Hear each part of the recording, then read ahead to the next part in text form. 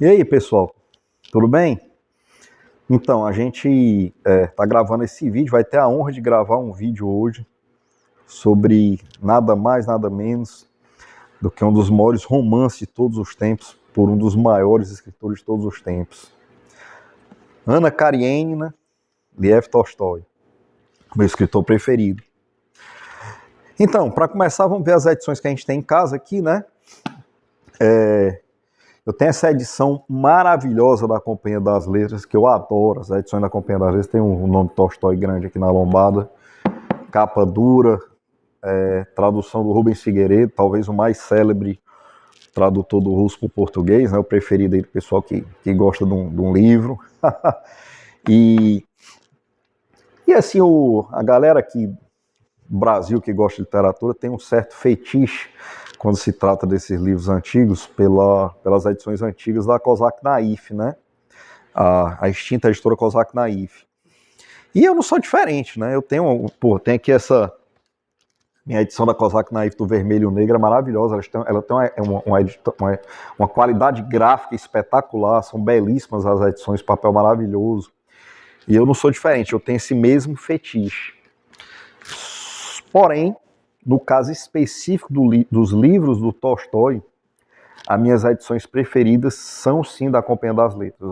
Eu acho essas edições muito mais legais, né? Essa lombadona aqui, do que as da Kozak Naif. Graças a Deus, porque as edições da Kozak estão uma fortuna hoje na internet, né? Então, vamos dar uma contextualizada, de dizer de que se trata o livro, depois fazer as minhas observações, não é? Então, o Ana Karenina é considerado por muitos a principal obra do Tolstói, de Lev Tolstói. Não por mim, o meu livro preferido é o Guerra e Paz, né? Mas esse livro é um livro também que está no patamar, assim, no cânone da literatura universal, um livro fantástico também. E aí, sem dúvida, uma grande obra-prima dele também. Não é nada estranho se dizer que é o maior livro dele, né?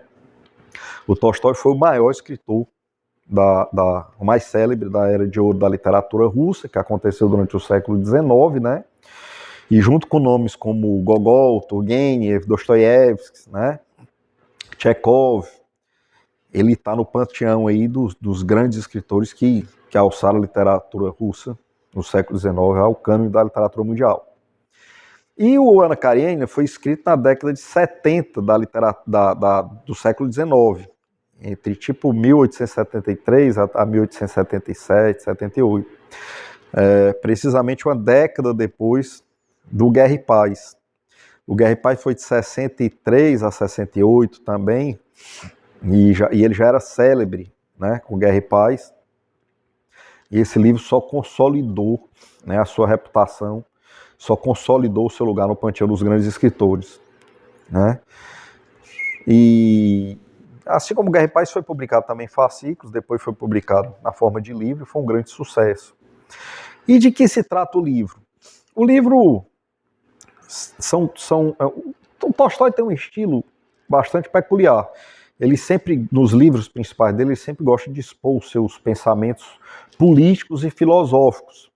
E nesse aqui não foi diferente. Então o expediente que ele utilizou aqui foi, ele criou duas histórias em paralelo, né? Uma história, embora os personagens fossem bem próximos, as histórias em si não se relacionam. Mas embora eles fizessem parte do mesmo meio social e fossem bem próximos, e acabam se encontrando eventualmente uma vez só no final do livro. Uma história de adultério feminino, de uma grande dama da sociedade de São Petersburgo, em paralelo com a história de um rapaz que tinha umas propriedades rurais, que através desse rapaz, ele expõe todos os pensamentos filosóficos e políticos dele, né? Inclusive esse rapaz, o nome do personagem é Liev, que é praticamente o mesmo primeiro nome do escritor, que é Lev Tolstói. Então, assim, no Guerra e Paz ele também... só que ele coloca esses pensamentos de uma forma bem truncada, né? No Guerra e Paz ele terminou a narração, o romance, e criou uma dissertação de algumas páginas onde ele colocava esses pensamentos filosóficos dele. E aqui não, ele cria uma segunda linha narrativa, em paralelo com a principal, onde o personagem, com características autobiográficas, o Liev, discorre todo o pensamento dele a respeito da sociedade russa da época, da vida, do casamento, das relações humanas, etc, etc. Né? E as duas linhas narrativas são fantásticas, embora tratem de assuntos bastante diferentes. Inclusive, o nome original do livro não seria Anna Karenina, né? Porque esse nome se refere a só uma das linhas narrativas, né? Seria o nome As Famílias Russas, algo desse tipo aí. Mas resolveram mudar para Anna Karenina, e eu acho que essa mudança foi bastante feliz. Quando eu terminar de discorrer sobre a história, no final do vídeo eu vou falar por quê, né? Então a história mais célebre a história começa quando uma grande dama da sociedade de São Petersburgo, casada com um funcionário público russo, né, o senhor Karenin, Anna Karenina, viaja de São Petersburgo para Moscou para tentar salvar o casamento do irmão dela, um casamento que estava com vários problemas. Então ela viaja de São Petersburgo para Moscou para tentar salvar o casamento desse irmão, conversar com a cunhada, né, tentar ouvir, tentar conciliar as partes. E nessa viagem, só um minutinho. E nessa viagem ela acaba participando de vários eventos sociais em Moscou, e ela acaba frequentando bailes e acaba conhecendo um rapaz que estava prometido a outra cunhada dela em casamento, né? E esse rapaz é bastante jovem, ela casada, e eles acabam vivendo um tórrido romance, né? Ela é resistente a princípio, mas acaba cedendo e acaba vivendo um tórrido romance. Isso não é spoiler porque na realidade é o começo do livro, né? O livro mesmo é a partir de tudo que acontece aí. E o Tolstói explora profundamente todos os aspectos humanos decorrentes desse envolvimento, né? Sempre com a sua característica principal de enaltecer o ser humano, mesmo quando ele erra, né?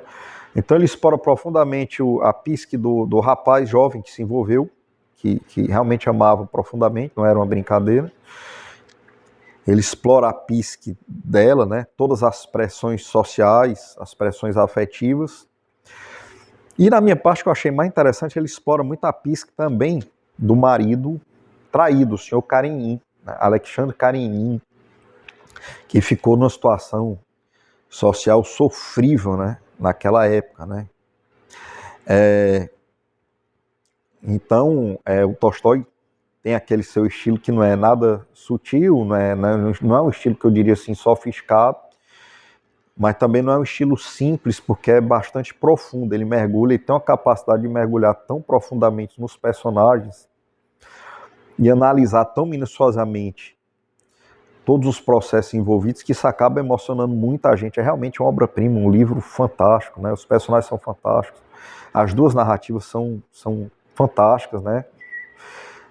E o livro, o final é assim, surpreendente, é uma coisa maravilhosa. Mas como é normal aqui na minha resenhas, eu não gosto muito de me aprofundar muito na história, de dar spoiler. Eu prefiro despertar a curiosidade, né, dar informações e suporte sobre o livro para gerar o interesse da leitura, né? Então, o que é que pode se dizer sobre esse livro? Assim, que observações eu teria a fazer? Primeiro, em relação ao título, né? O título em russo, ele tem um peso muito maior do que nas suas traduções. Porque na língua russa as pessoas usam um patromínio, né? O que é patromínio? O segundo nome da pessoa é o nome do pai ou do marido. Então, Anna Karenina significa a Ana do Karenin, que era o marido dela, né? Se o livro é sobre a infidelidade feminina, né? Esse título ele tem um peso muito maior na língua original do que nas traduções, né? Então, outro aspecto assim, muito interessante do livro é como, eu estava até conversando com um amigo meu, como a literatura, eu falei para ele, como a literatura russa do século XIX, ela aborda recorrentemente esse tema da infidelidade feminina, né? Eu tenho outro livro aí, Ninho de Fidalgos, do Turgenev, tem resenha no canal, não deixe de ver essa resenha, porque esse livro é fantástico, que também aborda o mesmo tema, a infidelidade feminina, né? E até o Guerra e Paz, que é um livro de guerra, tá lá também, né? Não escapa disso. Eu conversei isso com um amigo meu, ele fez uma observação extremamente pertinente, ele falou, cara, não é na literatura russa do século XIX, é na literatura do século XIX de uma forma geral. E eu vi que ele tinha razão. Está aqui os maiores romances escritos francês do Stendhal, Vermelho e Negro, também abordam o mesmo tema, né? Aí tem também o Bovary. Então, realmente é um tema que fascinava as pessoas, né? A infidelidade das grandes damas da sociedade, né? Talvez essas grandes damas da sociedade fossem figuras do desejo geral e fossem muito inacessíveis, né, que as sociedades eram muito estratificadas, não sei qual é a explicação. Mas os grandes romances do século XIX, a grande maioria aborda isso aí. Inclusive o Guerra e Paz, que é de guerra. Outra coisa interessante, não só sobre esse livro, mas os livros do Tolstói de uma forma geral, é o seguinte. O Tolstói, ele humaniza muito a aristocracia russa, muito. Ele era um aristocrata, então ele retrata tanto no Guerra e Paz quanto nesse livro aqui, uma aristocracia russa extremamente humanista, com preocupações sociais legítimas, né? Então o personagem do Guerra e Paz que retratava os pensamentos do Tolstói, que era o Pedro Bezukov, ou Pierre Bezukov, dependendo da tradução que você leu, você mostrava um cara preocupado em crescer espiritualmente, que tinha as preocupações sociais em relação aos seus funcionários, né? Na época tinha um regime de servidão na Rússia, né? E o Lievin, que é o personagem autobiográfico do Tolstói aqui no Ana Karenina, é exatamente a mesma coisa, né?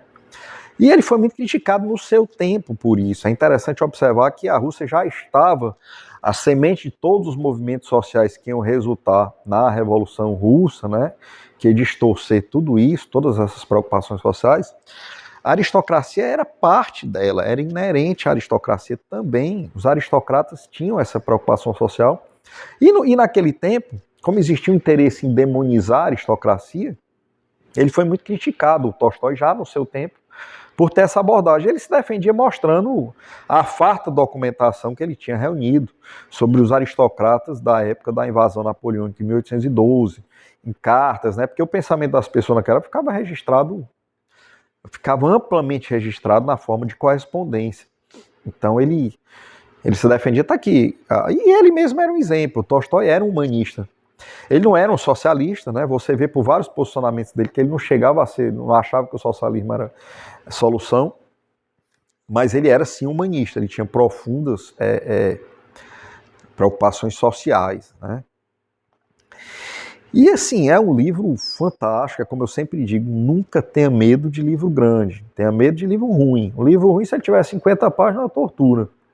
Um livro desse aqui é como uma série maravilhosa que você assiste, né? Você termina e mesmo assim você fica com pena, né? Pô, poderia ser maior, poderia, né, render mais. Então não deixe de ler esse livro aqui. Esse livro é uma experiência fantástica. Não lê por obrigação, leia porque se você gosta de séries do Netflix, se você gosta de filmes, se você gosta de qualquer tipo de entretenimento midiático, não tem nada que se compara à literatura desse nível aqui. Então, vou colocando o ponto final dessa resenha, agradecendo por esse nosso encontro. E não perca as outras resenhas do canal, tem uma resenha aí, Guerra e Paz, tem uma resenha aí do Turgenev, que se relaciona com isso aqui também, que é da época de ouro da literatura russa. Se você quiser ajudar o canal, eu tenho muito pouco tempo para gravar vídeo, mas devagarinho a gente vai gravando tudo que eu acho relevante, eu quero deixar esse conhecimento registrado, né? Pelo menos, não vou falar conhecimento, mas pelo menos minhas humildes impressões, né? E se você gostar e quiser ajudar, curta, se inscreva no canal e compartilhe, né? Confere as outras resenhas no canal e fique ligado que eu vou estar soltando uns vídeos aí esses dias sobre outros livros muito legais e também histórias em quadrinhos. Obrigado, pessoal. Um grande abraço.